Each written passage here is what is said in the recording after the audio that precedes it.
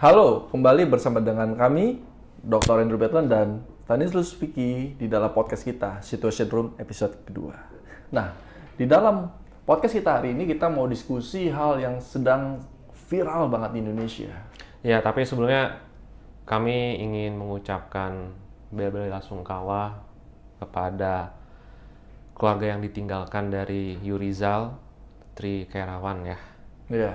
Karena kebetulan dalam kesempatan ini kami ingin membahas mengenai pendapat kami ya. Pendapat kami ini Situasi dan pendapat. Situasi dan pendapat ya, karena ini sekali lagi ini kan ruang opini ya. Ini Ya. Situation Room ini bicara tentang ruang opini di mana saya dan partner saya Vicky kita akan bercerita terkait dengan kondisi. Tentu dari sudut pandang karena kami adalah praktisi hukum, ya kita lihat dari sudut pandang hukum ya. Ya.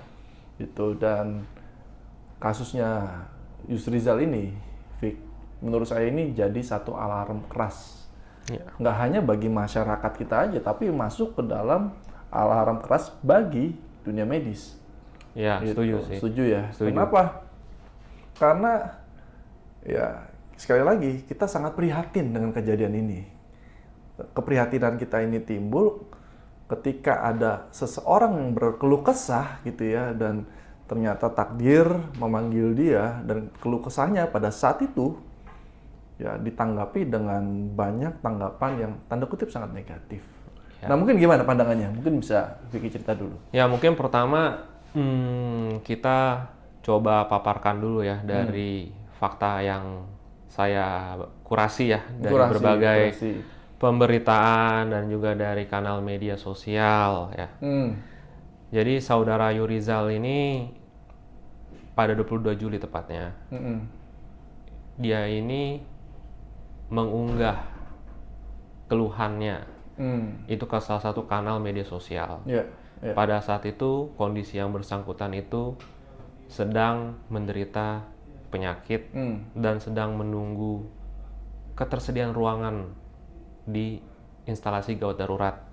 Ini saya sambil baca kebetulan, takutnya salah ngomong nanti repot lagi kan. Repot lagi ya. Kita pikir jadi gosip ya, gosip intelek. Betul. Jadi rupanya yang bersangkutan itu sangat disayangkan harus menunggu sekitar 8 jam.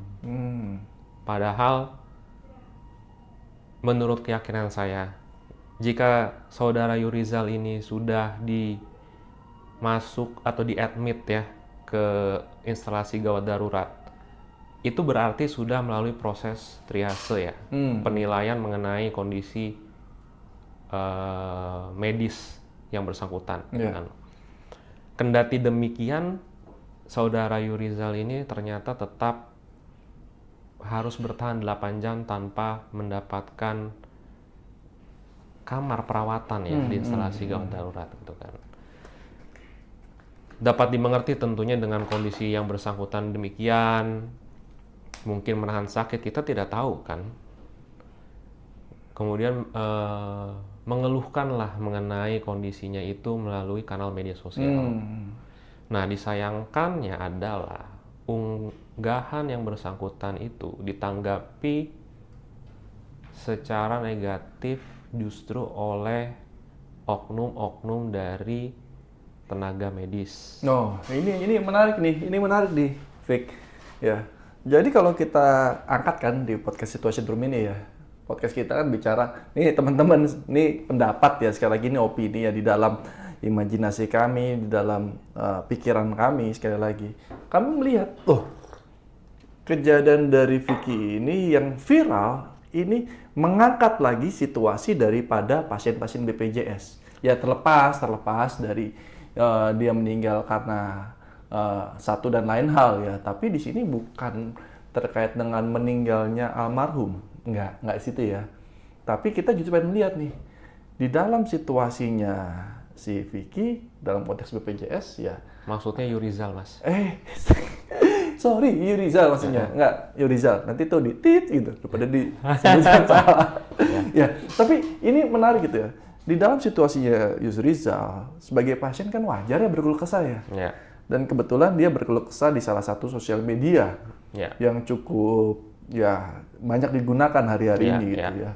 Seperti pandangannya dia naik, disampaikan, ya dia mengeluh 8 jam. Sebenarnya 8 jam wajar nggak sih? Itu dulu deh, kita mulai masuk dari konteks kewajaran dulu nih. Kamu lagi sakit gitu ya, mungkin badan udah nggak enak ya. Apalagi di dalam situasi tadi nggak lama kan almarhum akhirnya dipanggil oleh Yang Maha Kuasa. Artinya sakitnya, opini saya itu nggak enteng gitu ya. Makanya sampai terjadi hal demikian. Tapi terlepas dari sakit itu enteng nggak enteng, 8 jam itu wajar nggak sih menurut kamu? Yang pasti menurut keyakinan saya kalau misalnya wajar mengeluh, wajar pasti. Wajar ya. Wajar ya. Mengeluh wajar. Mungkin jika yang bersangkutan lebih sehat atau memiliki tenaga mungkin bisa marah, wajar juga ya, gitu ya. Tapi kemudian membahas wajar tidak 8 jam itu dia Harus belum mendapatkan akses ya ke ruangan perawatan instalasi gawat darurat ya. Ya terus terang di sini saya hanya bisa beropini aja ya. Jadi kalau misalnya dia sudah berada di instalasi gawat darurat, tentu kan kondisi medisnya dinilai bukan kondisi medis yang ringan. Iya, sepakat. Jadi kalau misalnya 8 jam itu menurut saya cukup lama ya gitu kan. Bahkan kita juga mengenal ada istilah namanya golden hours kan.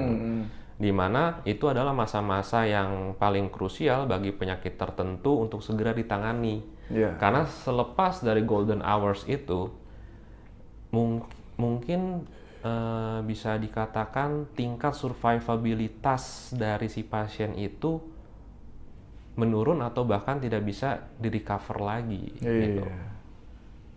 Iya betul. Jadi 8 jam bukan waktu sebentar ya. Iya. Saya itu kayak itu seperti waktu jam kerja normal karyawan. Iya, benar-benar ya. Satu minggu 40 hari kan. Artinya dalam satu hari 8 jam. Iya, berarti kalau kurang lebih ya dia dari jam 9 dia masuk, baru dapat kamar jam 5 sore ya. Iya. Itu tragis juga sih sebenarnya ya. Dan yang menarik tadi kenapa ini jadi bahasan kita hari ini karena 9 jam menanti kamar berujung 8 jam menanti kamar berujung rujakan maut gitu ya dari oknum-oknum naskes. Iya. Gitu ya. Jadi sebenarnya masalah ini sebenarnya saya melihat ada 2 dimensi dari masalah ini ya. Persoalan inilah. Pertama adalah sangat disayangkan oknum-oknum tenaga medis ini menunjukkan sikap yang kurang berempati, bahkan empati, gitu kan, ketiadaan empati. Padahal mereka adalah profesi-profesi yang bersentuhan langsung dengan manusia dan bahkan jiwa dari manusia, gitu kan, termasuk jiwa dari manusia. Dan terlebih lagi untuk oknum dokter disayangkan. Mereka ini kan sebenarnya dikategorikan sebagai officium nobile juga ya. Profesi yang mulia kita juga. Sama kita lawyer ya. Bersama dengan advokat ya, gitu kan. Tapi sangat disayangkan pada saat itu justru mereka oknum-oknum ini maksudnya tidak semua menanggapi dengan unggahan yang sifatnya menyepelekan dan pada prinsip tidak menunjukkan empatinya, gitu kan. Minimal, saya bisa memahami lah gitu kan. Saya yakin nih kalau misalnya saya let's say Google atau menggunakan ChatGPT gitu kan, saya bertanya berapa rasio tenaga medis dengan populasi penduduk Indonesia. Saya yakin angkanya pasti akan timpang, di mana jumlah tenaga medis itu akan jauh lebih sedikit dibanding populasi penduduk Indonesia. Itu jelas ya. Tapi mungkin perbandingannya kali maksudnya ya. Perbandingannya yang kebutuhan perbandingan yang wajar mungkin ya. Ya, jadi ini memang idealnya adalah ada suatu perbandingan yang wajar gitu kan.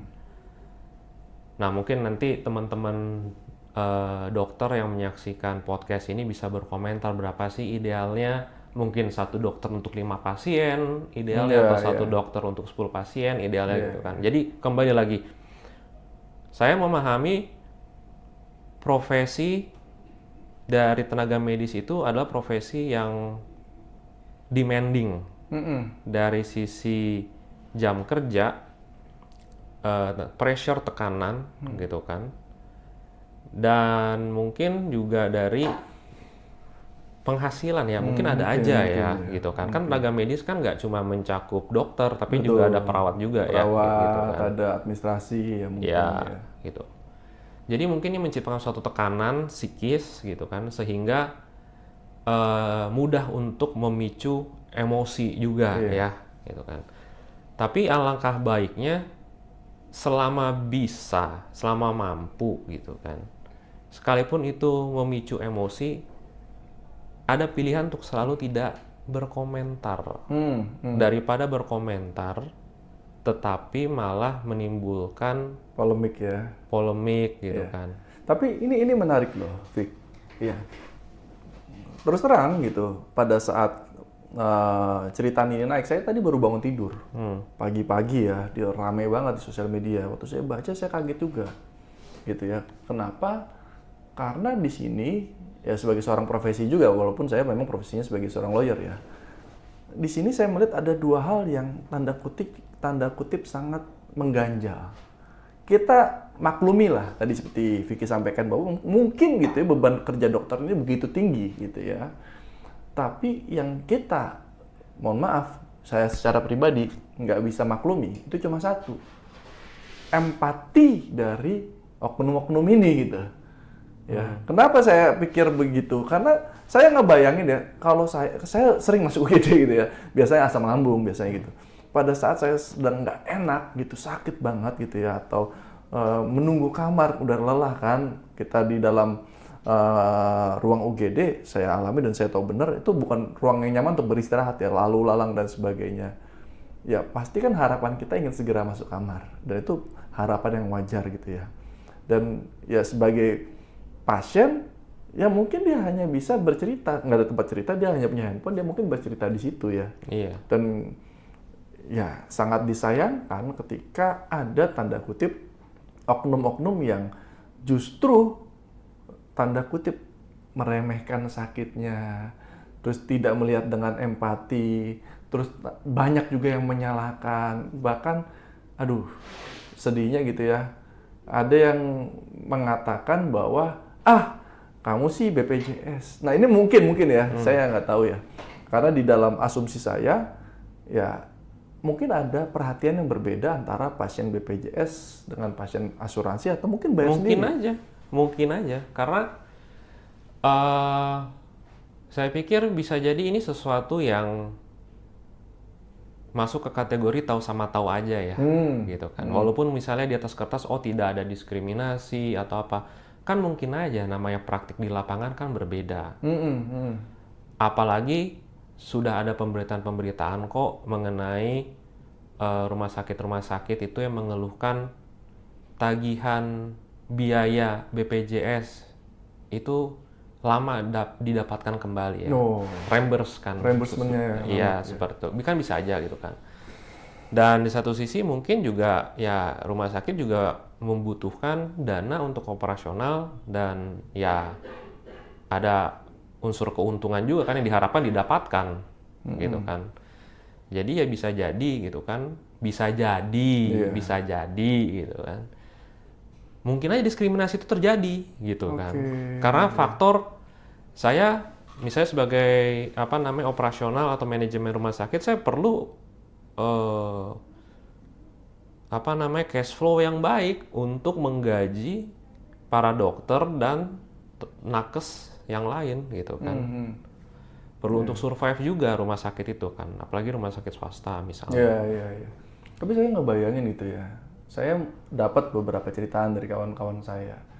BPJS terus terang, saya termasuk yang berpandangan dan berpendapat bahwa ini adalah salah satu mimpi saya. Kebetulan saya juga pengajar ya, saya selalu sampaikan sama mahasiswa saya berpandangan bahwa BPJS itu satu hal yang sangat menolong. Saya bilang begitu. Kenapa sangat menolong? Karena saya ingat dulu di era BPJS belum ada, KIS belum ada, orang sakit, setahu saya, itu bisa mendadak miskin. Anggaplah sakit jantung. Gitu. Kenapa saya bisa bilang gitu?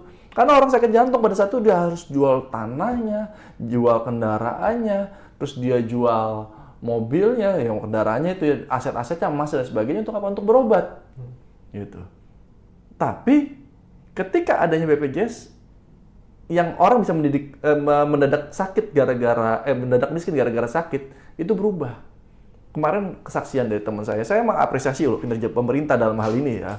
Kenapa? Karena BPJS teman-teman, sekali lagi karena BPJS teman-teman. Teman saya dulu sakit tuh gagal ginjal. Dia harus cuci darah. Dan cuci darahnya itu sampai di tingkatan cukup parah, seminggu bisa 2 kali. Gitu. Terus dia harus operasi ginjal, cangkok gitu. Yang notabene kalau kita biaya sendiri, uang nggak cukup 100-200 juta itu. Gitu. Iya. Tapi karena BPJS, dia diselamatkan. Paling nggak sampai hari ini ya kualitas hidupnya walaupun nggak tiba-tiba jadi sehat ya, tapi jauh lebih baik gitu. Jadi nggak pusing lagi terkait dengan biaya-biaya gitu. Tapi hal ini sangat membantu itu. Cuma di dalam hal-hal tertentu ini yang kita juga cukup sedih juga gitu ya, bahwa seolah-olah dalam opini saya, cerita dari teman-teman juga gitu, bukan yang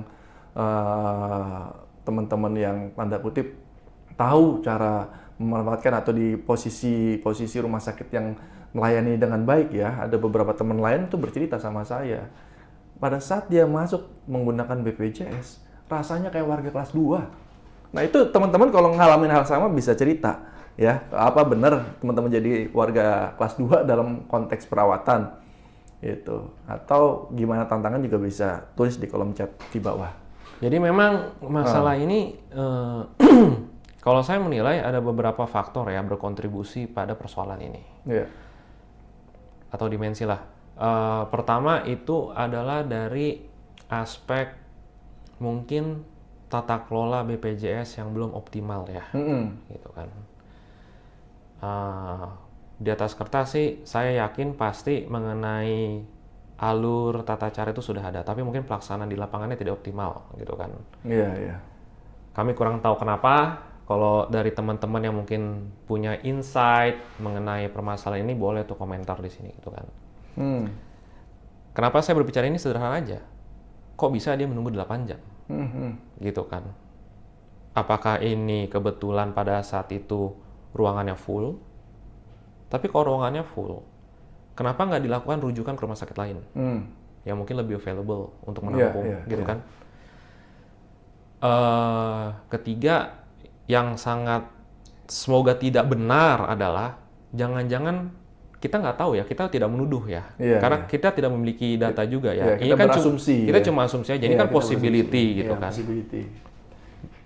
Dan sangat saya harapkan yang terjadi bukan ada ruangan kosong tapi itu dicadangkan untuk pasien dengan asuransi non BPJS alias asuransi swasta. Atau bayar sendiri ya. Menurut saya itu sungguh fatal. Walaupun belum tentu dalam hal ini kasusnya adalah seperti itu ya. Iya. Ini adalah bukan suatu tuduhan ya. Ya, bukan suatu tuduhan. Bukan tapi suatu tuduhan. Ya teori konspirasi ya yang beredar di masyarakat ya. Bisa kita bilang begitu ya. Anggap aja omong kosong nggak apa-apa kok. Omong kosong, tapi gitu kan? Ya omong kosong yang terus-terus bergaung gitu ya. Seolah-olah tadi saya tegasin lagi dalam ceritaan ini gitu. Bahwa ya masyarakat melihatnya, Vic, hari-hari ini kayaknya gitu ya, mungkin yang tahu pengelola rumah sakit ya, tapi seolah-olah itu kayak ada jatah kuota pasien rawat BPJS. Ingat pasien rawat ya gitu. Dan ini ya kalau benar begitu sih menurut saya sangat prihatin sekali dengan negara ini. Ya, dan jadi saya tadi kepikiran satu hal juga, artinya dalam kondisi sakitnya saudara Yurizal ini, almarhum itu cukup bijak untuk tidak mengungkapkan nama rumah sakitnya. Sangat bijak ya. Ya. Seperti itu. Lalu, oke, kita berlanjutlah ke masalah kedua menurut saya ya. Itu adalah mengenai aspek sumber daya manusia dari tenaga medis, gitu kan. Ya, nakesnya ya. Kita tahu ya, karena kita kan pernah sekolah hukum, jadi kita tahu ada namanya hukum kesehatan yang membahas aspek mediko-legal, kemudian juga dibahas juga mengenai kode etik dari dokter yang ataupun nakes, kita tahu lah namanya Sumpah Hipokrates gitu kan. yang dimana kan salah satu poin dalam sumpahnya itu adalah do no harm, kemudian yang lain adalah selalu harus menjunjung tinggi martabat dari pasien Dari gitu kan. kemanusiaan. Dan Itu yang paling penting. ya. Jadi sangat disayangkan dalam hal ini gitu kan, justru yang dilakukan oleh oknum-oknum ini adalah kebalikannya. Sampai waktu dekat ini ada, saya tentu tidak bisa menyebutkan nama akunnya atau siapa, gitu kan. Di mana ada oknum-oknum lain yang telah berbesar hati dan merendahkan hatinya untuk meminta maaf, masih ada oknum yang bersikukuh dengan tidak meminta maaf dan mengalihkan persoalan ini ke permasalahan BPJS. Padahal permasalahan bukan itu, dokter. Permasalahannya adalah mengenai sikap nirempati yang dikritik, gitu. Masih ada yang seperti itu. Gitu. Ya, ini sedikit nih, Vic. Ya, mungkin teman-teman juga perlu tahu ya. Saya akan bacakan komentar-komentar negatif ini. Ini menurut saya mengerikan gitu ya. Kenapa? Karena kalau ini misalnya dari orang yang out of nowhere, haters, oke lah, katakanlah sepuas-puas kalian gitu. Tapi ini comes up dari nakes. Ini kata-katanya ya. Dia ada yang sindir, disarankan Yurizal gini, udah potong nadi aja apabila nggak kuat tahan sakit atau menunggu ruangan. Ngeri nggak? Orang lagi sakit, itu saya pernah sakit gitu ya. Lagi sakit suruh potong nadi aja kalau nggak tahan. Ini menurut saya sih udah lewat dari batas kemanusiaan ya. Karena ya udah nggak habis pikiran. Terus ada lagi nih, yang sinis banget nih. Kata-katanya gini nih, kalau full mau dipindahkan kemana? Ke lantai aja. Ngeri ya. Terus ada lagi yang direndahkan apa? Kapasitas berpikirnya. Dia bilang kenapa? Karena dia tidak paham sistem operasional rumah sakit. Ya. Direndahin lagi, mohon maaf, kondisi ekonominya oleh oknum-oknum ini. Karena dikatakan pakai fasilitas kesehatan negara BPJS. Pertanyaan apa sih yang salah dari BPJS ini? Ya memang gitu. Itu dimaksudkan untuk mereka. Untuk membantu masyarakat. Makanya sekali lagi tadi saya bilang bahwa saya sangat mengapresiasi pemerintah ketika pemerintah menyelenggarakan fasilitas ini. Banyak orang diselamatkan. Tapi jangan berarti akhirnya pasien-pasien yang hadir dengan BPJS dijadikan warga negara kelas 2 gitu, atau kelas 3 bahkan mungkin. Ini menurut saya sih nggak pasifik ya. Nih sedikit sharing, Vic. Saya juga pakai BPJS. Gitu. Kebetulan saya dosen kan, saya punya asuransi punya. BPJS punya gitu. Saya waktu sakit ya misalnya gitu ya memang butuh buru-buru dan sebagainya, saya pakai asuransi saya. Tapi saya pikirkan BPJS saya lama nggak kepake nih, iseng saya.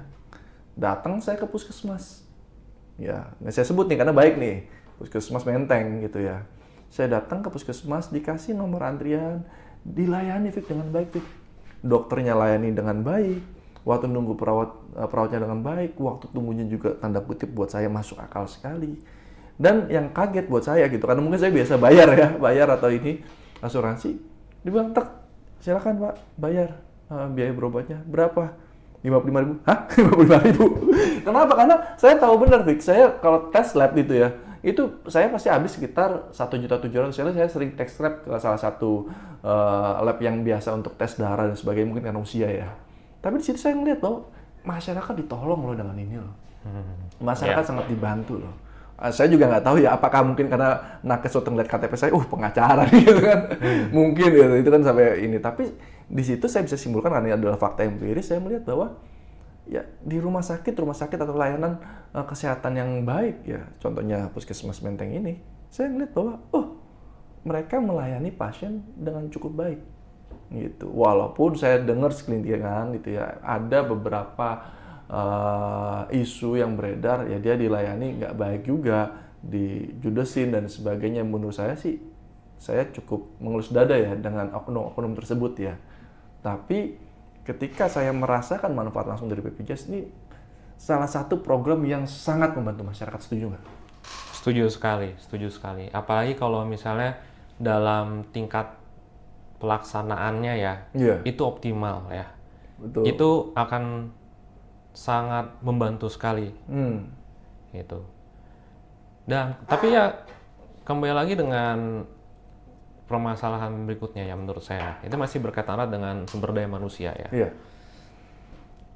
Mungkin teman-teman bisa tebak ketika saya bicara ada suatu negara di mana yang 2 jurusan paling sulit untuk seseorang itu masuk itu adalah hukum dan kedokteran. Sebenarnya ada filosofi yang mendalam dari sini. Karena hukum dan kedokteran itu adalah fondasi dari suatu society. Fondasi. Kenapa fondasi? Karena tanpa adanya kualitas sumber daya manusia hukum yang baik, gitu kan, dan berintegritas tentunya, gitu kan. Tatanan dari society itu sendiri akan rapuh dan akan runtuh. Sederhana aja gitu kan, kayak misalnya kepercayaan publik terhadap aparat penegak hukum termasuk advokat ya, tidak terkecuali advokat ya, gitu kan. Itu kan juga akan mempengaruhi wibawa dari pemimpin dan dari negara, itu kan. Kalau misalnya mau ditarik lebih jauh lagi, sesungguhnya agak serem juga ya ketika kepercayaan ini menajam ke disintegrasi, ya kan. Itu kalau dari sisi hukum. Bagaimanapun, karena sederhananya seperti inilah. Tanpa ada supremasi hukum, tanpa ada penegakan hukum, gitu kan. Pada dasarnya kan manusia bisa saja kembali kepada naluri manusiawinya, yaitu Homo homini lupus, manusia adalah serigala bagi sesamanya. Ya kan. Kedua, kenapa jurusan kedokteran sulit, gitu kan? Karena ya apa gunanya punya integritas, punya kemampuan tapi tidak sehat.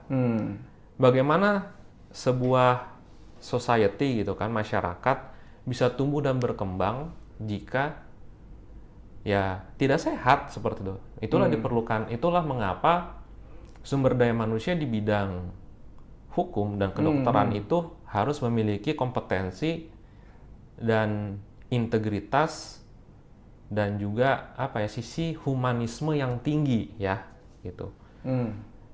Saya sepakat dengan mengapa hukum dan kesehatan itu adalah fondasi dari sebuah masyarakat, gitu kan. Nah, sedangkan bagaimana kalau misalnya let's say kayak tadi sudah dibicarakan rasio tenaga medis dengan populasi masyarakat Indonesia itu timpang, gitu kan. Idealnya adalah kalau kita bisa sepakat bahwa memang hukum dan sektor kesehatan itu adalah fondasi dari masyarakat, dari sebuah masyarakat untuk tumbuh dan berkembang ya, harusnya ada suatu mungkin fasilitas atau insentif atau program dari pemerintah yang justru mendorong, memampukan kita sebut saja profesi dokter, gitu kan. Orang yang akan menjadi dokter bisa menjadi dokter yang berkompeten, memiliki integritas dan memiliki akhlak ya, gitu kan. Jadi bukan menjadi ya mungkin mungkin nggak terjadi lah di Indonesia ya. Bukan menjadi ajang bisnis lah, gitu kan, atau mencari keuntungan, gitu kan. Ini yang menarik, Vic, ya. Jadi masih masuk dalam konteks kamar ini, gitu ya.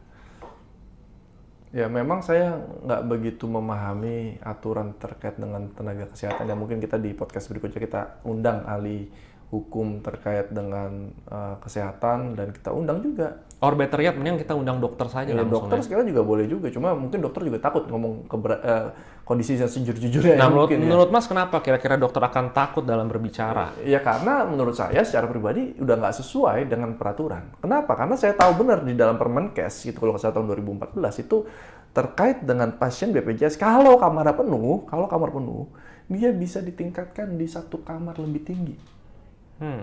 Maksimal 3 hari. Gitu. Kalau menurut dia 3 hari nggak cukup, rumah sakit tempat pemeliharaannya itu, setahu saya ya, itu harus merefer ke rumah sakit lain yang setara. Dan rumah sakit tidak boleh mengenakan biaya tambahan. Ini mungkin nggak semua orang tahu ya, tapi kalau orang-orang paham hukum, dia baca aturannya, ya dia tahu hak-haknya dia. Cuma pertanyaan ketika hak itu disuarakan di rumah sakit tersebut, didengar nggak? Ya. Nah ini ironinya. Kenapa? Karena masyarakat, mohon maaf, masyarakat yang tidak mengerti hukum atau bahkan kita tanda kutip ya, kata-katakan berpendidikan yang tidak cukup baik gitu ya, cenderung pasrah dengan keadaannya. Dia nggak tahu hak-haknya. Sedangkan aturannya jelas, dalam Perpres 2018 juga jelas bahwa ada larangan bagi fasilitas kesehatan untuk tarik iuran tambahan. Bagi apa? Penanganan yang sudah seharusnya diwajibkan. Gitu. Kan kita baru dengar ya tadi Bu Dina sempat ngomong juga ya. Bu Dina itu salah satu kita punya tim terkait dengan medis ya, hukum tenaga kesehatan, hukum kesehatan di Indonesia. Dia ngomong kok ya, undang-undang bilang rumah sakit dan tenaga kesehatan wajib mendahulukan pertolongan keselamatan nyawa pasien di atas kepentingan administratif. Nah, ini bukan terkait si almarhum ya, tapi kita bisa lihat gitu ya. Ini kalau ini saya harus bicara jujur nih, ya, dan pengalaman saya nggak sebut tempatnya di mana, tapi ketika kita sakit masuk UGD tanda kutip gitu, yang pertama kali diminta apa sih? Oh, pendampingnya tolong dong data administrasi, itu dong pembayarannya gimana diatur. Aduh, padahal undang-undang bilang apa? Keselamatan nyawa pasien di atas kepentingan administratif dan finansial. Menolak apalagi gitu, menunda yang namanya pelayanan darurat. Itu dapat jerat loh, sanksi pidana penjara loh sebenarnya. Tapi nggak banyak yang tahu, Vic. Nggak banyak yang tahu ya. Yang tahu. Itu sangat disayangkan. Disayangkan sekali. Karena ketidaktahuan ya. Karena ini hak warga negara loh.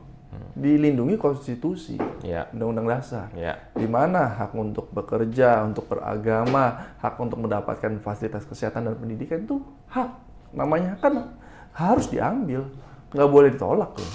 Rasanya besok-besok seru juga nih kalau kita mengkaji kira-kira ada nggak nih yang bisa diuji materi nih.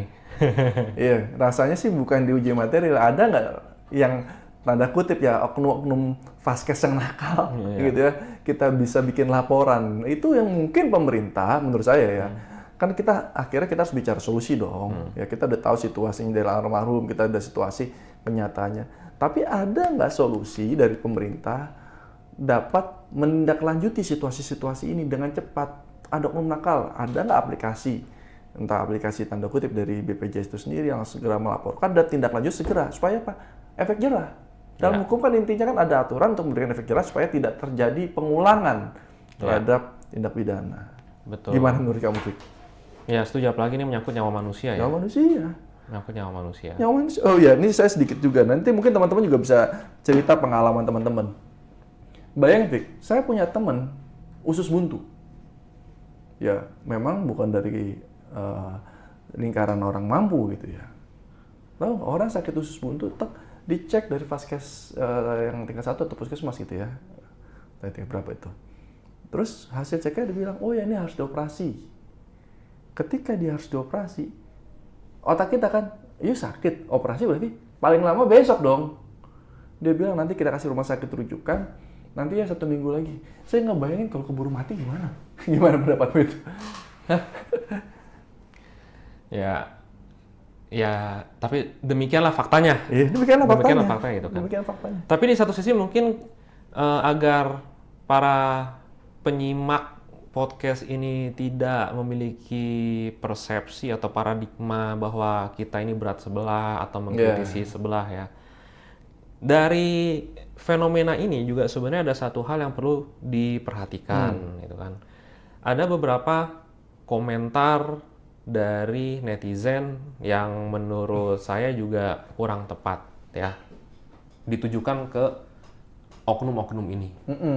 Walaupun memang ya mereka telah melakukan kesalahan dengan kurang bijak lah berkomentar gitu kan.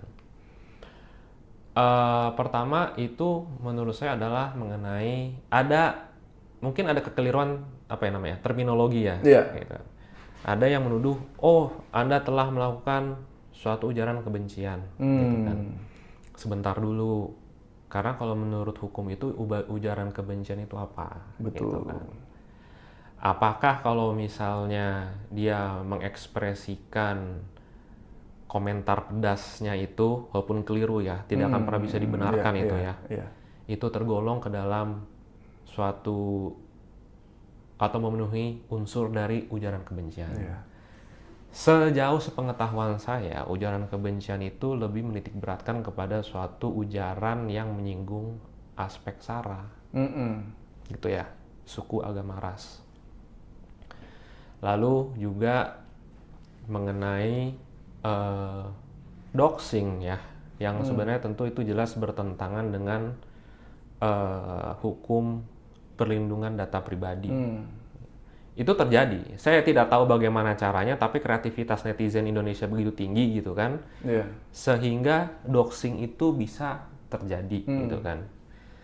Memang di satu sisi adalah kewajiban si pemilik data untuk menjaga datanya, mahir-mahir menjaga datanya gitu kan. Di satu sisi juga adalah kewajiban pihak lain untuk menahan diri untuk tidak membuka data pribadi orang lain, apalagi bisa diakses oleh khalayak umum ya, ramai gitu kan. Karena bagaimanapun kita kan bicara fair aja. Apa komentar oknum-oknum tenaga medis itu salah, tapi keliru juga jika sampai sejauh mereka melakukan doxing gitu ya. Dan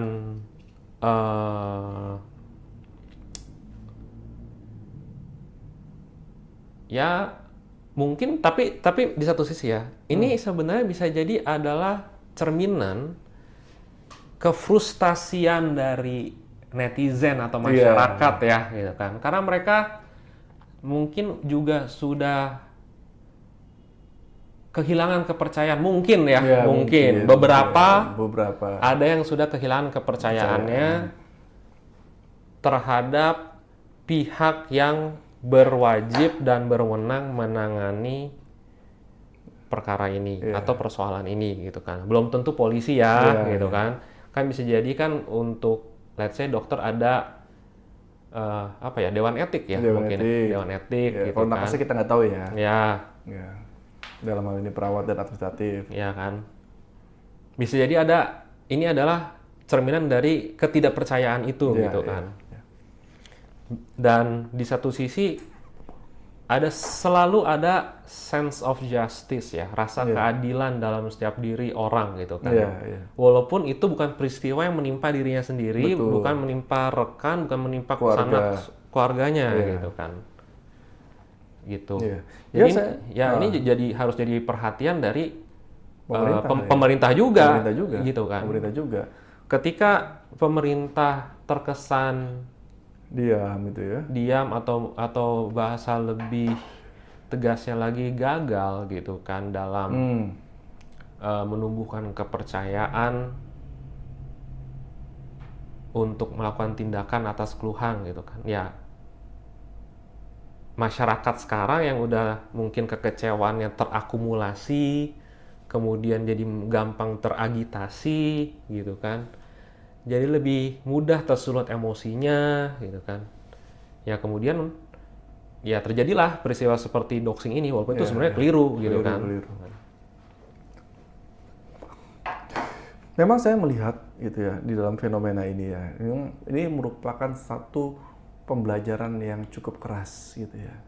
Bahwa secara fenomena sosial terlihat seakan-akan nilai kemanusiaan itu menjadi turun. Kenapa saya katakan langsung dicap ke dalam konteks nilai kemanusiaan? Karena komentar-komentar yang tanda kutip negatif ini hadirnya dari oknum-oknum yang adalah penyelamat manusia di dalam bidang kesehatan. Jadi bisa kebayang nggak, Fik? Sangat memprihatinkan ya. Artinya apa? Mungkin di podcast ini kita juga ingin sampaikan kepada rumah sakit atau vaskes-vaskes lain atau tenaga medis dan sebagainya ya. Ya, kita sampaikan bahwa berhati-hatilah. Kita tahu saudara mungkin lelah ya, sebagai manusia mungkin tahu gitu ya, situasinya mungkin nggak mudah. Tapi ya ya kita rem-rem lah untuk bikin komentar-komentar yang tanda kutip tidak menunjukkan sisi kemanusiaan. Suruh potong nadi tuh ngeri loh. Kamu sakit potong nadi, aduh Tuhan Yesus, gitu ya. Kita mikirnya sampai, waduh kok bisa gitu ya situasi ini terjadi atau keluar dari tenaga kesehatan, itu memprihatinkan. Nah, di akhir podcast mungkin kamu sendiri ada nggak sih masukan buat pemerintah, masukan buat apa ya lebih tepatnya ya pengurus dari rumah sakit, atau masukan kepada dewan etik dari dokter dan lain sebagainya? Untuk ini sungguh benar-benar perlu berhati-hati dalam berbicara nih, karena kita membahas mengenai profesi rekanan kita. Okay. Kan kita sama-sama ceritanya sebagai advokat sama-sama profesi yang mulia gitu kan ya. Yeah. Sebenarnya kalau di atas kertas peraturan itu sudah ada. Dan sebenarnya jika dilaksanakan sesuai sebagaimana mestinya itu sudah cukup baik. Hanya saja dalam persoalan ini tampak persoalannya berada di tingkat pelaksanaan ya atau operasional gitu kan. Jadi artinya ini kembali lagi ke pribadi masing-masing gitu kan. Ya saya tidak bisa mengetahui secara pasti apa sih sebenarnya masalah kamu sehingga kamu tuh sampai ngomong hal yang jahat seperti itu. Kamu capek, kamu stres, kamu tertekan gitu kan. Ya kamu berada di posisi pasien juga rupanya gitu seharusnya. Dan ada kok rekan sejawat kamu yang bisa menolong kamu dalam hal ini gitu kan. Yeah. Gitu sih. Jadi kembali lagi ke tahapan pribadi masing-masing gitu ya. Nah, yang menarik juga nih, pemerintah. Ya, ini sorry ya teman-teman dari pemerintahan, saya juga aktif di organisasi dan juga berkomunikasi dengan pemerintahan, tapi kita juga harus ngomong jujur nih. Ya, gimana sih pemerintah ini harus memperhatikan terkait tanda kutip pasien-pasien yang butuh ditolong yang menggunakan media BPJS. Ya. Kita nggak usah bicara terkait dengan BPJS yang berbayar lah. Ya. Yang berbayar aja situasinya sering di nomor 2 kan nih, sorry itu saya ini, apalagi yang gratis. Gitu. Gimana pandangan Vicky? Kalau saya sih pandangannya malahan lebih idealis ya. Iya. Namanya ini adalah mungkin sebelumnya pernah dengar ya, hukum tertinggi itu adalah keselamatan penduduk gitu kan ya. Yeah. Idealnya adalah segala sesuatu yang berhubungan dengan nyawa dari anggota masyarakat gitu kan. Ini harusnya menjadi prioritas gitu kan. Menurut saya hal yang berhubungan dengan kesehatan masyarakat itu yang harusnya menjadi poin utama gitu kan dari program pemerintah gitu kan. Misalnya mau nggak mau nih jadi agak melebar sedikit ke makan bergizi gratis. Idenya bagus sekali. Bagus sekali gitu kan. Saya termasuk orang yang setuju kok. Iya. Iya. Tapi yang menjadi fatal adalah ketika program makan bergizi gratis ini sifatnya dipaksakan dan tidak ternyata tepat, ya. Menimbulkan keracunan. Iya. Dampak yang terbalik dari apa yang diharapkan. Iya. Kan seperti itu. Iya, kalau saya melebar ke sana sedikit gitu ya. Ya memang MBG satu hal yang bagus. Di daerah itu butuh gitu ya. Iya. Ya, tapi ketika tidak tepat sasaran, satu, terus kedua mental, tanda kutip, korupsi yang masih tinggi. Ya ini yang membuat program yang bagus ini menjadi program yang menjadi beban bagi negara. Iya. Gitu ya. Tapi oke lah, kita balik ke BPJS lah. Nah, terkait dengan BPJS, tadi saya sampaikan di awal dan masih sama statement saya, ini adalah program terbaik pemerintah. Ya menurut saya ya. Kenapa? Karena dengan adanya BPJS, banyak warga masyarakat diselamatkan, tidak hanya kesehatan tapi ekonominya. Sekali lagi, orang pasang jantung tanpa BPJS, pasang ring ya, itu nggak cukup uang 100-200 juta itu. Gitu. Tapi dengan adanya program ini mereka tertolong, nyawanya terselamatkan, harta kekayaannya diselamatkan. Sebagai pengajar, saya selalu menyampaikan 3 hal ini sama siswa nih. Masyarakat Indonesia itu butuh apa sih? Butuh kesehatan, butuh pendidikan, butuh pangan, udah itu aja. Kan gitu. Dengan kesehatan baik, dia bisa bekerja. Dengan pendidikan yang baik, dia bisa hidup dengan layak dan baik. Dengan pangan yang baik, yang terkontrol, inflasi yang terukur, dia nggak akan mengalami yang namanya krisis dalam rumah tangga. Gitu. Sisanya ya bisa dicari gitu kan. Tapi kita apresiasi sama pemerintah dan harapan kita di dalam podcast ini mungkin diakhiri ini ya, Vic ya. Kami berharap bahwa pemerintah memperhatikan benar, aturannya sudah ada. Ya, saya sepakat tadi tahun 2014 dan seterusnya. Ya, aturannya sudah ada, kita sangat sepakat gitu ya, dan sangat setuju. Tapi tolong bagaimana aturan ini bisa menjadi the living law, hukum yang hidup, tidak hanya tertuang saja secara normatif di dalam peraturan perundangan, tapi hidup di dalam masyarakat, di dalam konteks pandangannya law enforcement, sistem hukum kita tahu ada 3, ya bicara terkait dengan budaya, structure, dan substansi. Substansinya udah bagus, tinggal gimana budayanya, gimana strukturnya, atau pemerintah yang mengawasi ini. Ya inilah podcast kita hari ini ya, mudah-mudahan bermanfaat Vic ya, dan mungkin ada pesan-pesan yang mau kamu sampaikan terakhir kepada pemirsa kita? Seperti biasa, tentu ini sebenarnya adalah podcast orang dewasa. Karena hanya orang dewasa yang memiliki pikiran yang membedakan ya, to discern ya, mana yang bisa dibilang candaan, mana yang bisa dibilang kekhawatiran, real concern gitu kan. Dan tentu tidak ada maksud dari kami untuk memojokkan pihak manapun. Karena bagaimanapun ini adalah fakta. Kalau misalnya Anda memiliki fakta lain atau tambahan, silahkan tambahkan di kolom komentar. Itu akan menjadi masukan. Bukan hanya bagi kami loh masukannya, tapi komentar Anda akan dibaca oleh para pendengar podcast ini, dan juga akan menambah wawasan dan pengetahuan mereka juga, yang pada akhirnya juga akan, walaupun sedikit, akan berkontribusi juga kepada bangsa ini. Baik, terima kasih Vic. Ya teman-teman dari pengikut setia podcast Situation Room, mudah-mudahan menjadi satu insight yang baik, dan kami sangat menantikan kontribusi teman-teman untuk berpendapat di kolom komentar, untuk didiskusikan atau dibaca oleh orang lain sehingga cakrawalanya terbuka. Kalau mau komentar negatif ya silakan, itu pilihan Anda. Mau komentar positif juga sangat baik. Apalagi komentar-komentar yang membangun atau memberikan insight.